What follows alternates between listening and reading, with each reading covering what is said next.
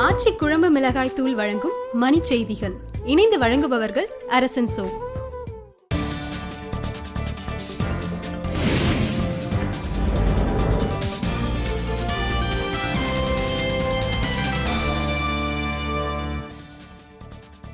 சுட்டுக் கொல்லப்பட்ட தொழிலாளர்களின் உடல்களை மருத்துவமனையில் பாதுகாத்து வைக்க உயர்நீதிமன்றம் ஆணை.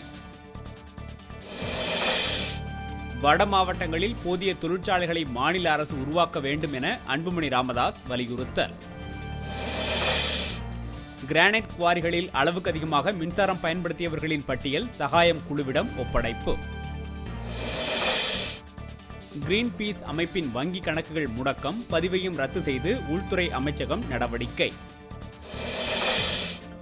தொழிலாளர்கள் சுட்டுக் கொல்லப்பட்டதை கண்டித்து புதுச்சேரியில் ஆந்திர வங்கிக்கு பூட்டு போட்டு போராட்டம். 20 தமிழர்கள் படுகொலையை கண்டித்து திருவள்ளூர் தொடர்வண்டி நிலையத்தில் மறியல் போராட்டம். மேட்டூர் அருகே காவலர் பயிற்சி பள்ளி நில அளவை பணியை தடுத்த பெண்கள் இழுத்துச் செல்லப்பட்டதால் பதற்றம்.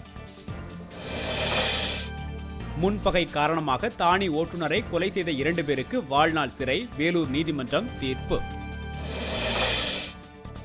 உடலில் தானாக தீப்பிடிப்பதாக சென்னை மருத்துவமனையில் சேர்க்கப்பட்ட குழந்தைக்கு சிகிச்சை நிறைவு. ஏமன் தீவிரவாதிகளுக்கு ஆயுத உதவி அளித்து வருவதாக ஈரான் மீது அமெரிக்கா குற்றச்சாட்டு. ஆச்சி குழம்பு மிளகாய் தூள் வழங்கிய மணி செய்திகள். இணைந்து வழங்கியவர்கள் அரசன் சோ.